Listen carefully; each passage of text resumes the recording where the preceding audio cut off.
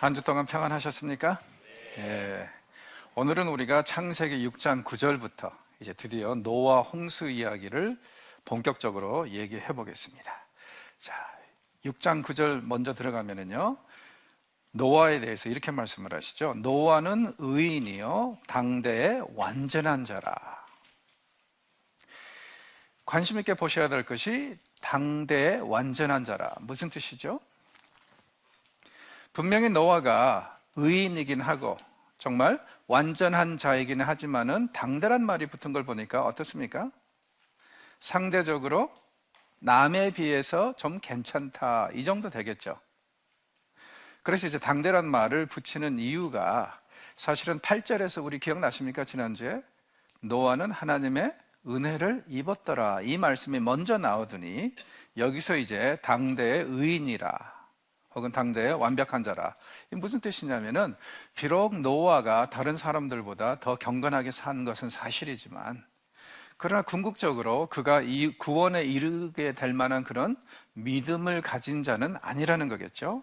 그래서 이 노아가 구원을 받게 된 것은 근본적으로 하나님의 은총이다, 이렇게 얘기할 수밖에 없을 것 같습니다. 그래서 이제 당대의 완전한 자라, 이렇게 말씀을 하십니다. 그러나 노아도 열심히 신앙생활을 했던 것 같아요. 그래서 여기 보니까 하나님과 동행한 자로 묘사가 되고 있습니다. 우리가 창세기에서 지금 하나님과 동행한 자로 노아가 두 번째 사람이죠. 첫 번째 사람은 누구였어요? 에녹. 에녹은 하나님과 동행함으로 인해서 죽음을 맛보지 않았습니다. 그래서 여기서 우리도 노아가 혹시 제2의 에녹이 되어서 죽지 않을까 하는 그런 기대감을 가질 수도 있을 것 같아요. 안타깝게도 9장에 가면은 노아는 죽었다는 말이 나옵니다. 역시 이제 에녹과 비교해 봐서도 하나님의 구원에 이르게 할 만한, 스스로 그런 노력에 의해서 할 만한 그런 믿음의 소유자는 아니고 당대의 완전한 자로, 그렇게 이제 얘기를 하고 있습니다. 어찌되었건 간에 노아는 세 가지로 지금 칭찬을 받고 있습니다. 의인이고 완전한 자고 그 다음에 하나님과 동행한 자. 그렇죠? 자, 이런 이제 배경 속에서 그 가족 상황을 또 얘기를 합니다. 그에게는 세 아들이 있었다 그래요. 딸들이 있을 수도 있습니다. 그러나 여기서 이제 밝혀주는 것은 단순히 성경 이야기에 필요한 정보들만 제공하는 것이 성경의 이 성격이기 때문에 노아에게는 이 세 아들들 외에도 더 많은 자식들이 있을 수도 있어요. 그러나 어떠한 이유에서든지 이 세 아들들만 언급이 되고 있고 이 사람들만 결국에는 자기 아내들과 방주에 들어가게 되죠. 이름은 셈과 함과 야벳이라고 그럽니다. 세 아들들. 하나님께서 앞에서도 누누이 강조하셨습니다. 왜 인류를 심판하실 수밖에 없었는지. 다시 한번 11, 12절에 보니까 네 가지로 강조를 하죠. 부패했다, 포악했다, 부패했다, 부패했다. 자, 넷이라는 숫자가 의미가 있습니다.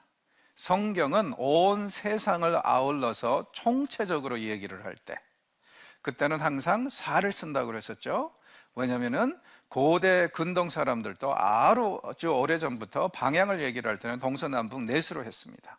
그렇다 보니까 동서남북 넷으로 하면은 세상을 다 아우른다고 생각을 했거든요.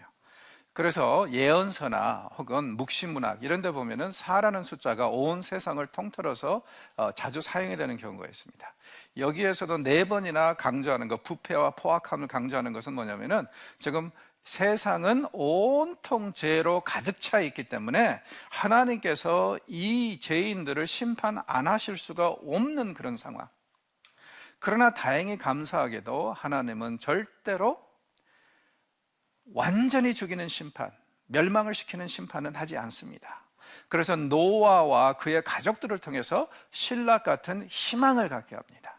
그리고 실제로 이제 홍수가 다 끝나고 나면은 이 노아와 가족들을 통해서 다시 이 땅을 재건하시죠. 온 인류를 재건하시고. 이러한 현상, 그러니까 하나님은 절대로 심판을 위한 심판을 하시지 않는다. 항상 회복과 구원을 염두에 두고, 심지어는 이제 재창조라고 볼 수도 있겠죠. 이걸 염두에 두고 심판하시는 것은 성경에 누누이 나오는 강조되는 그런 개념입니다. 그래서 특별히 선지서에 가면은 하나님은 절대로 멸망을 위한, 죽이기 위한 심판을 하시는 분이 아니라 항상 살리기 위해서, 은혜에 나가게 합당하게 하기 위해서 심판하신다고 계속 얘기를 합니다. 여기서도 지금 그러한 신락 같은 희망이 살아 있습니다. 제가 그런 얘기를 한 적이 있죠. 노아 홍수 이야기는 절대로 사람을 다 죽이는 심판의 이야기로 끝나는 것이 아니라 새로운 창조의 이야기다. 그리고 오늘 우리가 이제 더 구체적으로 그러한 현상을 확실히 볼 수 있었으면 좋겠습니다. 자, 그 다음에 이제 또 한 번 하나님은 요약적으로 세상의 상황에 대해서 말씀을 하시죠. 혈육이 있는 자의 포악함이 온 땅에 가득하다. 그러니 너는 너와 네 가족들을 위해서, 그리고 세상에 존재하는 그런 짐승들을 위해서 방주를 만들어라. 무슨 뜻이죠? 생명의 방주, 보존의 방주를 분명히 주시고 그걸 통해서 세상에서 살아남을 자들과 짐승들을 보존하시겠다는 얘기죠. 그래서 대번에 신락 같은 희망이 현실화로 드러납니다. 하나님께서 너희와 그 다음에 짐승들을 보존할 그런 기구를 만들어라, 이렇게 말씀을 하십니다. 자, 방주에 대해서 이제 말씀을 하시는데, 방주가 이제 큐빗이라는 유닛으로 사이즈가 언급이 됐으니까 좀 혼란이 있을 수 있을 것 같아요. 한 큐빗, 어느 정도냐면요, 간단히 말씀드리자면요, 여러분은 항상 2큐빗을 가지고 다니십니다. 사람의 손끝에서 이 팔꿈치까지, 여기까지를 한 큐빗이라고 보통 하고요. 그 다음에 숫자로 계산할 때는 물론 이제 상황에 따라서 뭐 48cm도 되고 하지만 기본적으로 우리가 항상 계산할 때는 45cm로 하면 됩니다. 그래서 지금 이 여기에 나오는 방주, 이게 지금 어느 정도 규모냐면은 300큐빗이면은요, 이게 오늘날 계산으로 하면은 한 135m 됩니다. 우리가 생각하는 것보다 훨씬 더 커요. 이 총 규격을 환산해 보면요, 길이가 135m, 너비가 22m, 그 다음에 높이가 13m에 달합니다. 자, 이 정도 규모의 배면은 어느 정도를 실을 수 있을까 하고 이제 학자들이 연구를 해보니까 이 정도면은요, 한 43,000톤급 된다고 그래요. 이 규격대로 따지면. 자, 43,000톤급이면 어느 정도냐면은 오늘날 이제 부자들은 크루즈도 종종 가고 그러잖아요. 작은 크루즈십으로 생각하시면 될 것 같아요. 그러니까 이건 절대로 작은 배가 아닙니다. 그리고 이제 면적상으로 볼 때 가만히 보니까 300 길이가, 그 다음에 너비가 50큐빗이라고 그랬죠. 이걸 환산해 보면은요, 성막들을 포함해서 성막의 정확히 3배가 됩니다. 자, 이러한 것들이 지금 3층으로 있었다고 그러니까 성막의 9배가 되는 거죠. 면적상으로는 굉장히 큰 겁니다. 그리고 이 모양을 보면은 거의 직사각형이고 위로 13m가 솟아 있고, 그 다음에 가장 위쪽에 창문만 한 줄 있었다고 그러죠. 그러니까 내부 구조는 3층으로 되어 있고, 그리고 가장 위에는 한 줄의 그 창문이 나와 있었다. 자, 이 방주의 특이한 점은 뭐냐면요, 돛이 없습니다. 혹은 키도 없습니다. 왜냐하면 지금 이렇게 여기저기 다니는 항해가 목적이 아니라 무엇이 목적이에요? 그냥 떠 있는 게 목적입니다. 떠 있는 것이 목적이다 보니까 사실은 이런 이제 돛이나 혹은 이제 이 키 같은 것이 전혀 필요가 없죠. 그리고 또 이 나중에 보면은요, 짐승들까지 다 집어넣으시고 하나님께서 밖에서 이 방주의 문을 닫아주십니다. 무슨 뜻일까요? 하나님께서 밖에서 다시 열어주지 않으시면 못 나옵니다. 이 방주 안에 있는 짐승들, 그리고 사람들의 생명은 다 하나님께 속한 것이고, 하나님이 보존하시고 살려주셔야만이 다시 이 방주로 나올 수 있다는 것, 그 얘기를 하고 있죠. 그래서 다시 한번 강조되는 게 뭐냐면은, 비록 노아가 당대의 의인이긴 했지만 하나님의 구원에 이를 만한 그런 상황은 아니기 때문에 하나님이 그에게 은혜를 베푸셔서 이 구원을 하신 것이다. 이 점을 또 이런 식으로 표현하고 있습니다. 자, 길이가 135m 정도의 큰 배라면은요, 사실은 우리가 생각하는 것처럼 그렇게 공간이 협소하지는 않았을 것 같습니다. 그래서 이제 종종 여러분들이 그런 경우들 보시죠. 이 짐승들이 자기 목을 그냥 이 노아의 방주의 이 창에 자꾸 내밀고 있는, 너무 공간이 부족해서. 자, 그것은 이제 아티스트들의 상상력이고, 실제로 생각해 보면 그거보다는 훨씬 더 큰 것 같습니다. 생각해 보십시오. 135m, 그 다음에 너비가 22m, 그 다음에 높이가 13m. 이게 어느 정도 된다고요? 43,000톤급. 게다가 더 나아가서 이게 이제 면적이 지금 3층으로 되어 있죠? 이 면적을 계산해 보면 어느 정도냐면요, 농구장 20개가 10개씩 두 줄로 들어갈 정도의 아주 넓은 공간입니다. 그리고 총 적재장이 43,000톤이라고 그랬었죠?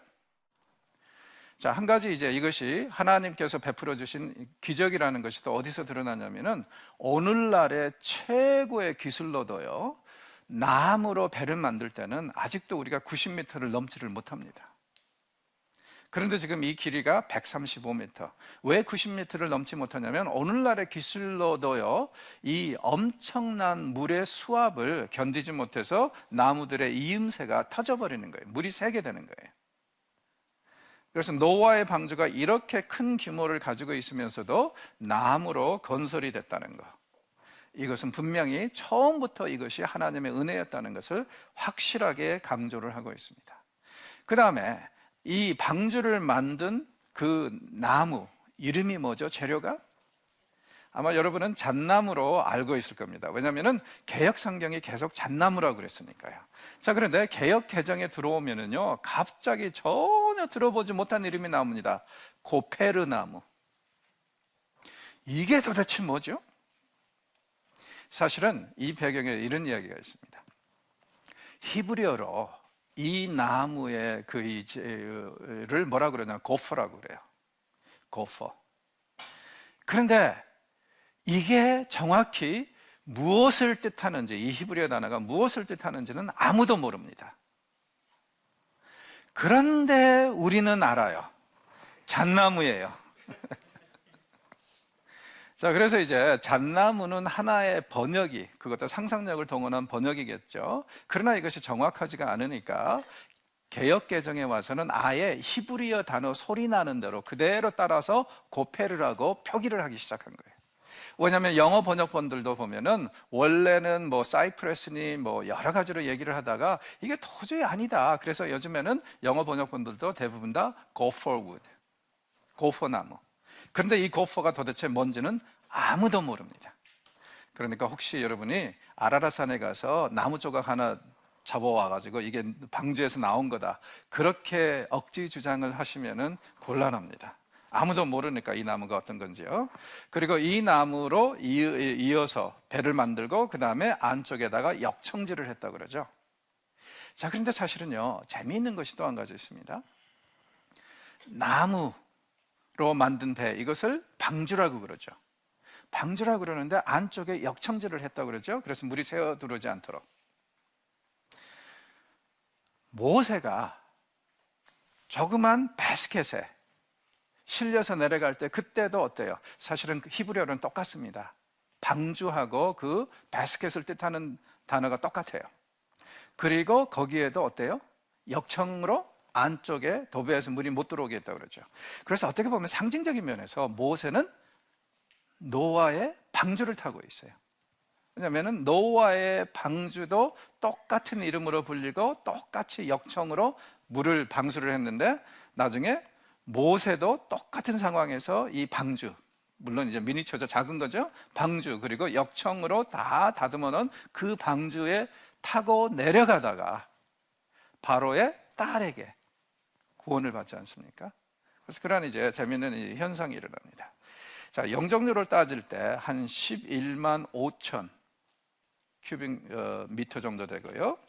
그 다음에 이 너비를 보십시오. 3층으로 되어 있는 이게 주는 공간이 어느 정도냐면요, 2,750평 정도 됩니다.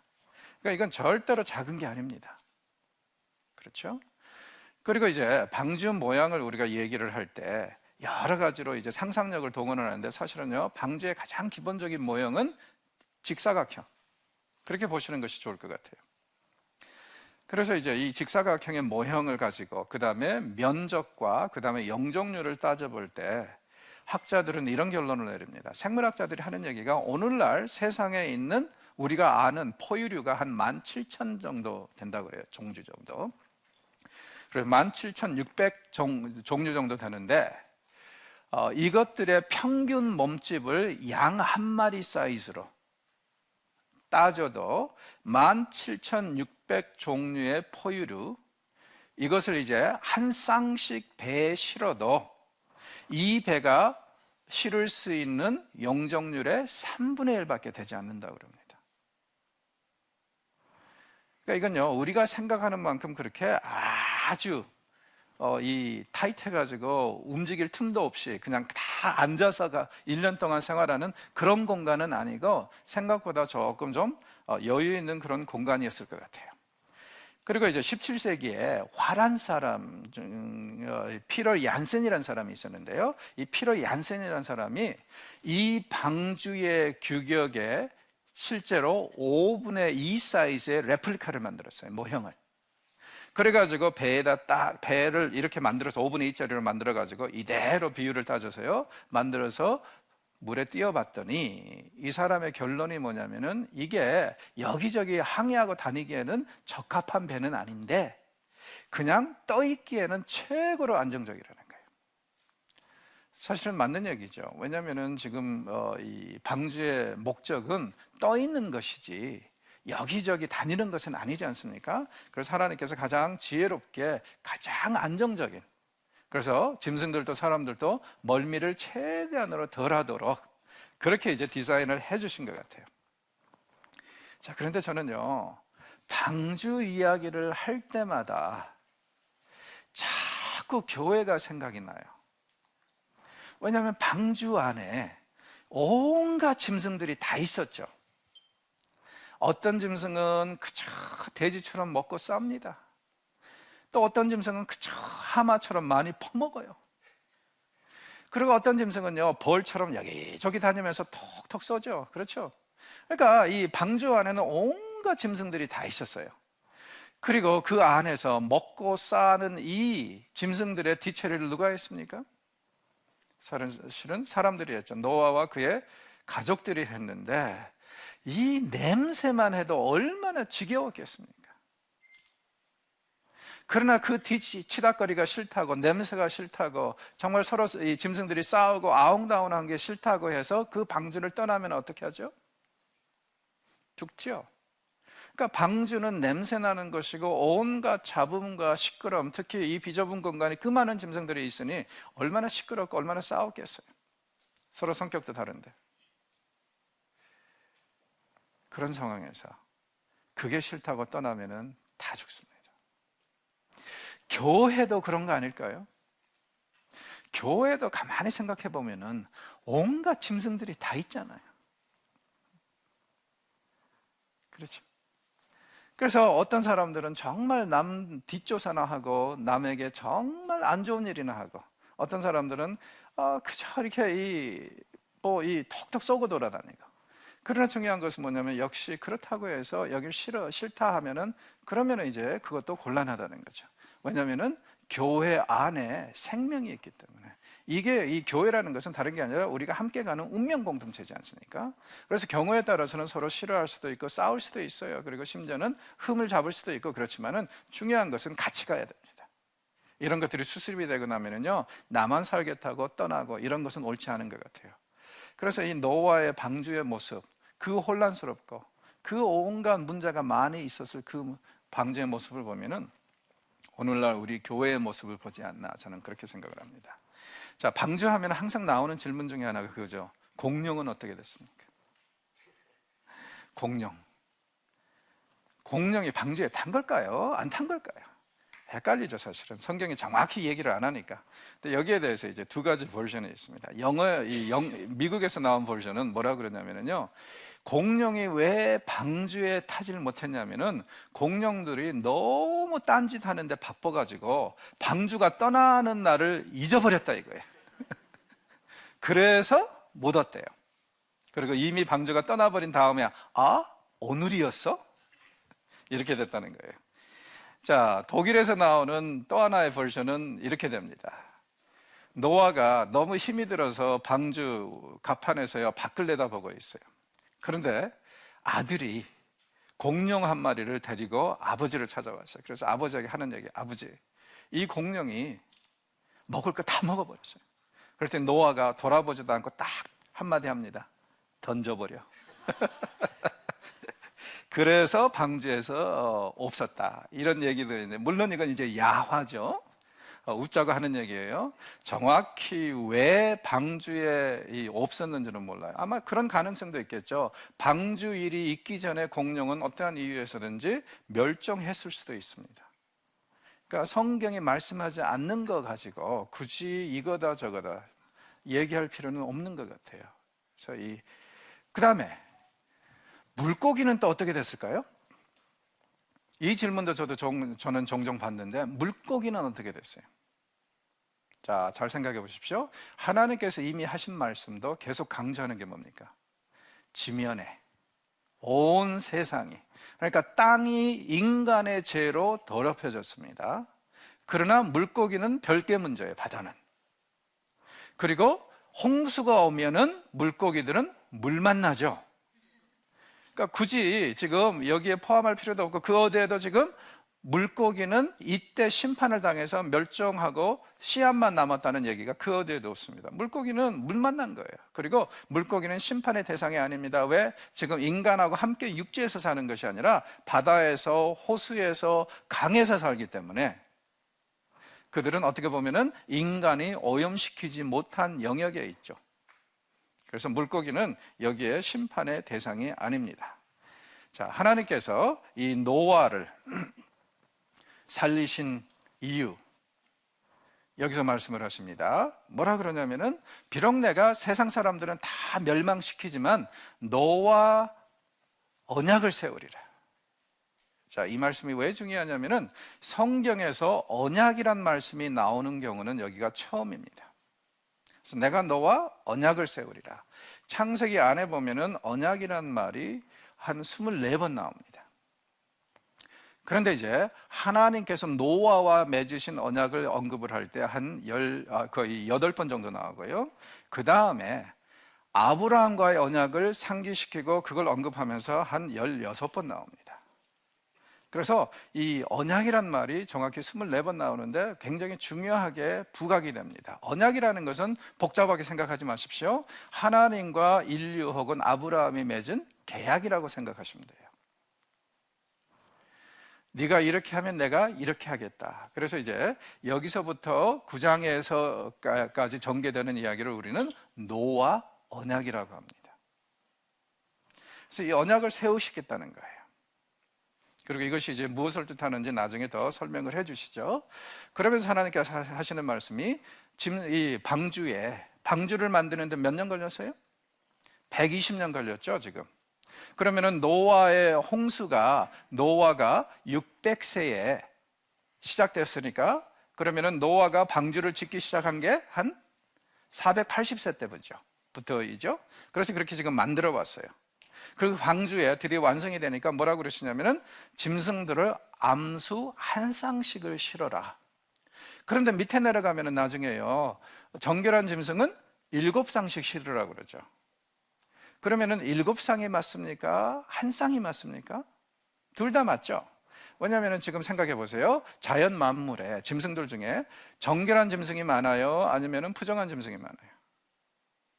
부정한 짐승들이 훨씬 많죠. 정결한 짐승들은 별로 몇 개 안 돼요. 그래서 이제 전체적으로 얘기를 할 때, 지금 생물학자들은 몇 가지의 포유류를 지금까지 발견했다고요? 17,600종. 이거 전체를 얘기를 할 때는 당연히 2쌍씩. 그러나 더 이제 구체적으로, 세부적으로 들어가서는 나중에 정결한 짐승은 7쌍씩이라는 말이 맞죠. 그래서 둘 다 맞습니다. 그래서 암수 한 쌍씩을 실으라. 자, 중요한 것은 뭐냐면 여기에 보니까 반복되는 말이 종류대로, 종류대로, 종류대로. 새도 종류대로, 짐승도 종류대로. 그래서 온갖 기어다지는 것도 종류대로, 종류대로, 종류대로. 종류대로라는 말이 반복되는 데가 어디에 있었죠? 창세기 1장입니다. 하나님께서 짐승들을 만드실 때 종류대로, 종류대로, 종류대로, 나무들을 만드실 때도 종류대로, 종류대로, 종류대로. 벌써 우리는 이 6장에서 1장과 이 사용하는 언어에서도 밀접한 연관성이 있다는 것을 보고 있습니다. 즉, 노아의 홍수 이야기는 단순히 파괴와 심판의 이야기가 아니라 새로운 창조, 재창조를 염두에 둔 전초전이다, 전야다, 그렇게 보시는 것이 좋을 것 같습니다. 그래서 여기 보니까 종류대로, 종류대로. 노아는 절대로 하나님이 구원을 베풀어 주셨다고 해서 쉽게 말해서 날로 먹은 것은 아닙니다. 120년 동안 방주를 만들어 왔어요. 또한 동시에 무엇을 해왔습니까? 가족들과 함께 21절 보니까 자기와 짐승들이 먹을 것을 계속 배에 비축을 해왔습니다. 그러니까 120년 동안 열심히 노동한 거예요. 우리가 2장에서 그런 얘기를 했었죠. 노동은 신성한 것이다. 절대로 죄의 결과가 아니다. 노아 이야기에서도 다시 한번 이것이 확실하게 드러나고 있습니다. 당대의 의인이었다고 인정받은 이 노아, 이 사람도 가족들과 함께 방주를 짓고 그 다음에 더 나아가서 자기와 짐승들이 함께 먹어야 될 그 양식들을 비축을 하는 일로 120년을 다 보냈습니다. 그리고 이제 이 이야기에서 몇 번이나 반복되는 말씀이 여기에 처음 나옵니다. 22절에 보니까 명하신 대로 다 준행하였더라. 앞으로 이 말씀이 몇 번이나 나올 거예요. 그러면은 노아가 하나님의 은총을 받게 된 것, 그것의 동기가 어디에 있어요? 하나님의 말씀에 대한 절대적인 순종, 순종, 순종. 즉 저자는 분명히 얘기를 합니다. 노아가 구원에 이르게 된 것은 하나님에 대한 순종에서 비롯되었다. 그렇게 얘기를 합니다. 자, 그 다음에 이제 드디어 짐승들이 7장에 보면은 방주에 들어가죠. 그래서 방주에 들어가는데 이때 더 구체적으로 이제 말씀을 하십니다. 정결한 짐승은 7쌍씩, 부정한 짐승은 2마리씩 집어넣어라. 그리고 새들도 집어넣고, 그리고 잠시 후에 이제 7일 후면은 내가 40주야를 비를 내릴 것이다. 그러면은 이 날이 언제예요? 노아가 600세 되던 해 2월 10일이겠죠. 왜냐하면 2월 17일 날 홍수가 시작이 되니까 7일 전에, 일주일 전에 미리 광고를 해주시는 거예요. 자, 2월 10일이면 기억나십니까? 유태인들의 달력에 가면은 1년이 364일이라고 그랬었죠. 그러다 보니까 어느 월, 어느 일은 항상 같은 요일에 떨어진다고 그랬습니다. 2월 10일은 주일입니다. 주의 첫째 날이에요. 2월 17일도 주일입니다. 주의 첫째 날이에요. 그렇죠? 하루가 계산이 빠졌네요. 2월 17일, 그리고 여기는 그러면 2월 9일이 되겠네요. 그죠? 그래서 주의 첫째 날이에요. 그렇게 해서 계산을 해보면은 역시 재미있는 것은 뭐냐면은 노아의 방주 이야기도, 홍수 이야기도 시작한 날이, 심판이 시작된 날, 비가 내리기 시작한 날이 일요일, 주의 첫째 날이었고, 끝내는 날이 언제냐면은 금요일. 마치 이것은 창세기 1장에서 하나님께서 천지를 창조하실 때, 그때 주일날, 일요일날 시작하셔서 금요일날 마무리하신 것, 그것하고 평행을 이루고 있다고 말할 수 있습니다. 자, 또 한 가지 우리가 이 말씀에서 생각해 봐야 될 것은 이 부분인 것 같아요. 정결한 짐승과 부정한 짐승 말씀이 계속 나오고 있는데, 정결한 짐승과 부정한 짐승은 나중에 시내산 율법이 주어진 다음에 굉장히 중요한 개념으로 부각이 돼요. 그런데 노아는 지금 이미 정결한 짐승과 부정한 짐승에 대해서 알고 있습니다. 어떻게 이 부분을 이해를 해야 된다고요? 제가 서론에서 그런 얘기를 했었죠. 율법에 대한 이해를 넓혀야 된다. 율법이 쉽게 말해서 하나님께서 하늘에서 불러주신 것, 즉 다시 말해서 낙하산 타고 시내산에 내려온 것만이 율법이 아니라 사실은 상당 부분 이미 하나님께서 온 인류에게 주신 것, 기본적인 가치관과 양심과 윤리 등등 이런 것들을 총 집합을 해서 경건하고 거룩한 것들을 모아가지고 정리를 하고 나머지 부족한 부분들을 하나님께서 시내산 위에서 말씀하셔서 만들어준 것이 율법 시스템이다. 왜냐하면 인간은 하나님의 모양대로 형상대로 만들어졌을 때 이미 이러한 속성들을 가지고 있다고 그랬어요. 그래서 로마서는 율법을 주신 자는 율법으로 심판하고 율법을 주시지 않은 자는 양심으로 심판한다고 말하고 있지 않습니까? 이러한 관점에서 본다면은, 그렇다면은 비록 노아가 아직 율법에 대해서 알 수 있는 방법은 없어요. 왜냐하면 몇천 년 후에 지금 시내산에 내려올 것이니까. 그런데 지금 이미 인류에게 주신 기본적인 개념에서 이 정결과 부정을 이해하고 있습니다. 그래서 이 사람이 정결한 짐승과 부정한 짐승을 그렇게 구분할 수 있었고, 아마 또 그런 부분도 작용했던 것 같아요. 이 이야기를 잘 읽어보면은 노아와 가족들이 나가서 짐승들을 종류대로 수집을 하는 것이 아닙니다. 때가 되니까 어떻게 해요? 자기네들이 몰려옵니다. 그래서 몰려오니까 노아와 가족들은 방주 앞에서 그저 티켓만 받고 짐승들을 집어넣어주면 돼요. 그래서 이런 관점에서 본다면은 이 정결한 짐승들이 7쌍씩 왔다. 왜 그랬을까요? 하나님께서 보내셨기 때문에 7쌍씩 왔겠죠. 그래서 이게 정결한 거냐 부정한 거냐 이것을 구분하는 데는 큰 문제는 없었을 것 같아요. 노아가. 왜? 자기 문 앞에 방주 앞에 2마리가 와 있으면, 같은 종이요, 2마리가 와 있으면 부정한 짐승이고 7쌍이 한꺼번에 와 있으면 얘네들은 정결한 짐승이구나. 그리고 메가패스로 집어넣어주는 거죠. 그렇죠? 그래서 우리가 생각하는 것보다 그렇게 복잡한 것은 아닌 것 같습니다. 자, 하나님이 명하신 대로 노아는 그렇게 합니다. 그래서 다 싫고 나니까 어떻게 했어요? 하나님께서 밖에서 문을 닫아주십니다. 이것이 이제 우리가 하나님의 손길을 이제 8장 1절에서 볼 때까지의 마지막입니다. 지금부터 배가 항해하는 동안에는 그 어디에도 하나님의 모습이 보이질 않습니다. 생각해 보십시오. 세상을 아름답게 좋게 창조하셨는데 그 세상이 죄에 노란하고 온갖 나쁜 짓을 다 하고 인간들이요. 그래서 결국에는 이 아름다운 세상을 파괴하셔야 됩니다. 하나님의 마음이 편했을까요? 그럴 리는 없겠죠. 그러니 하나님도 마음이 너무 상해가지고 아마 제 생각에는요, 이 등을 돌리고 혼자 속상하셔서 울지 않았을까. 그래서 비로 내리는 이 물에 하나님의 눈물이 함께 섞이지 않았을까. 그래서 이 학자들은 하나님의 이 침묵을 굉장히 중요시 여깁니다. 하나님은 절대로 인간을 심판하실 때라도요, 절대로 그 심판을 즐기시는 분이 아니라 하나님도 정말 마음 아파하시고 괴로워하시는 분이라는 거예요.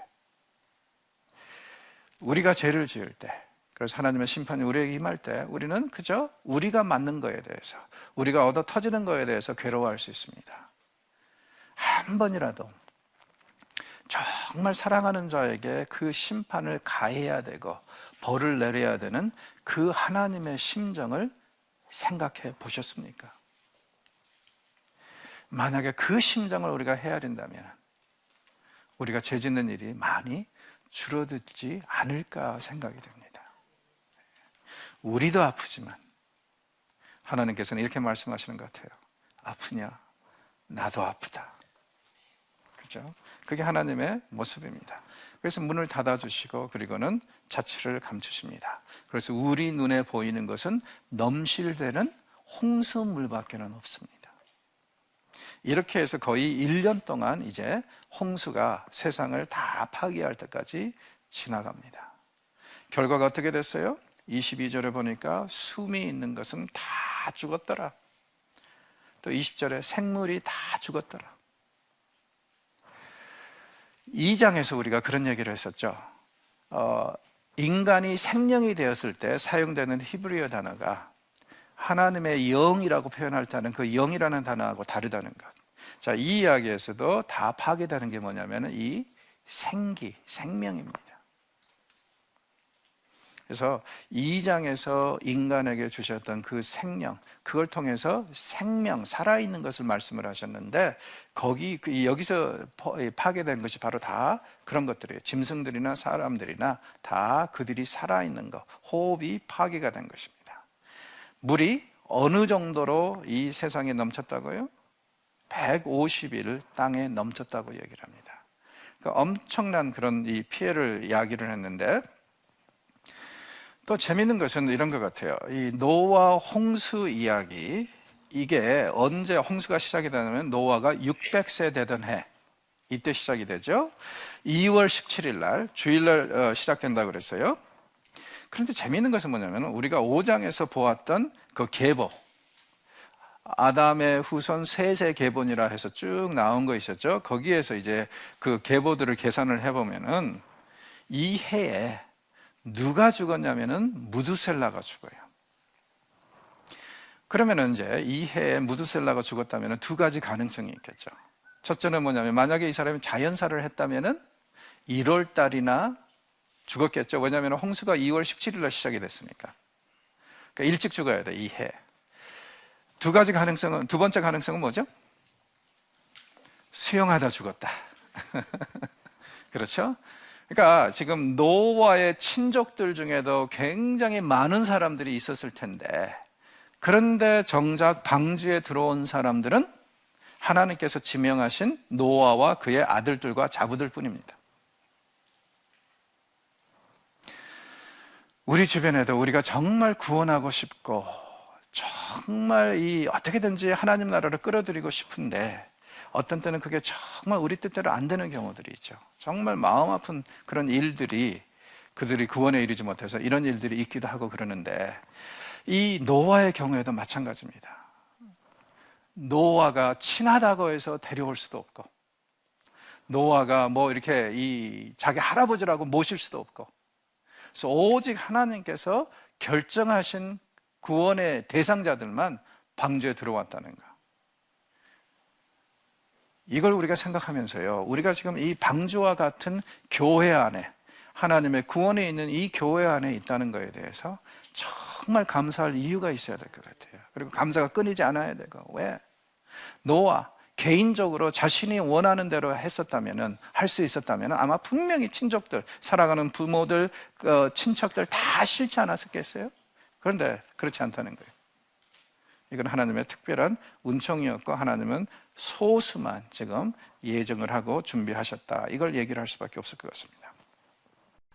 이미 말씀드렸듯이 유태인들의 하루는 1년은 364일이라고 그랬습니다. 그래서 이런 면에서 우리가 추적을 해보면요, 홍수가 언제 시작이 되냐면은 일요일 날, 주의 첫째 날 시작이 되고 끝나는 게 금요일입니다. 마치 이것은 하나님께서 천지를 창조하실 때 주일날 첫째 날 시작하셔서 금요일날 마무리하신 것하고 마찬가지지 않습니까? 게다가 또 더 자세하게 보면은요, 주일날 시작한 게 많아요. 홍수를 광고하신 것, 7일 후에 비가 내리기 시작할 것이다. 그 다음에 노아가 까마귀를 내보낸 것, 혹시 물이 말랐나 하고, 그 다음에 까마귀가 돌아오지 않으니까 비둘기를 내보낸 날, 이게 다 주일날에 있는 날이에요. 그리고 비가 멈추고 물이 빠진 날이 금요일입니다. 그러면 모세는 지금 이 창세기 1장과 노아 홍수 이야기를 의도적으로 연결함으로 인해서 노아의 홍수는 단순히 파괴 이야기가 아니라 새로운 창조의 이야기라는 것을 누누이 지금 강조하고 있습니다. 하나님은 절대로 심판을 위한 심판을 하시는 분이 아니라는 것을 이렇게 표현하고 있는 것이죠. 그 다음에 이 방주가 드디어 아라랏산에 내렸다고 그러죠. 아라랏산은요, 오늘날 터키의 남부 쪽에 있는 산입니다. 그래서 실제로 여러분이 갈 수 있는 곳이에요. 이스라엘에서 한 1500km 떨어져 있는 그런 곳입니다. 그리고 위성 사진으로 보면은 이 아라랏산은요, 주변이 완전히 메말랐는데 꼭대기만 하얘요. 왜 그럴까요? 만년설이 지금 덮고 있다, 이 얘기죠. 그럼 도대체 얼마나 높길래 만년설이 덮고 있다는 말이냐? 생각해 보십시오. 이렇게 되어 있습니다. 시온산 한 770m 해발이 되고요. 그 다음에 감람산 한 810m 됩니다, 해발. 헤르몬산 2800m 정도 돼요. 그리고 시내산 한 2100m 됩니다. 그런데 아라랏산은 어느 정도냐면요, 5100m의 해발. 엄청나게 높은 산이에요. 자, 이 아라랏산과 연관해서 여러분은 종종 아직도 노아의 방주를 발견했다는 얘기를 듣죠. 예, 다 짝퉁입니다. 예, 쓸데없고 어이없는 짓이에요. 까딱하면 일어나는 일들이 그런 일들인데, 방주 찾았다는 일, 아무 근거 없는 얘기고, 이러한 이제 열정이 언제 시작이 됐냐면요, 1950년대에 미국의 라이프 매거진이라고요, 2주에 한 번씩 나오는 격주 매거진이 있었어요. 여기서 이제 이 방주 모양 비슷한 것을 하나 실어놓고, 이것이 이제 아라랏산에서 찍은 것인데 노아의 방주가 아니겠느냐. 그때부터 이제 사람들이 방주를 찾아 나서서 온갖 열정을 다 쏟습니다. 자, 문제는 뭐예요? 이 사람들은 너무 현대 감각의 배 모양을 찾고 있어요. 그러나 우리가 이미 보았듯이 사실은 방주는 직사각형에 더 가깝다고 그랬죠. 그러니까 이것이 잘못된 것이고, 둘째는 뭐냐면요, 그 지형에 따라서 사실은 그림자가 어떻게 지느냐에 따라서 끊임없이 이런 것은 나올 수 있어요. 그래서 이런 데 현혹되지 않았으면 좋겠습니다. 그리고 아라랏산에 가서 정말 방주를 발견하더라도 어떡하실 거예요? 그래서 어디다 쓰게요? 아무 의미 없다고 저는 생각을 합니다. 그래서 이런 데 쏟을 열정이라면 차라리 더 성경 보고 묵상하고, 그리고 지금 세상에 할 일이 얼마나 많습니까? 이런 데다 수억을 쓸 일이 없죠. 그런 면에서 우리가 좀 경각심도 갖고, 그 다음에 판단력도 가지고 있어서 좀 잘 하셨으면 좋겠습니다. 자, 오늘 강의는 이렇게 마무리하겠습니다. 감사합니다.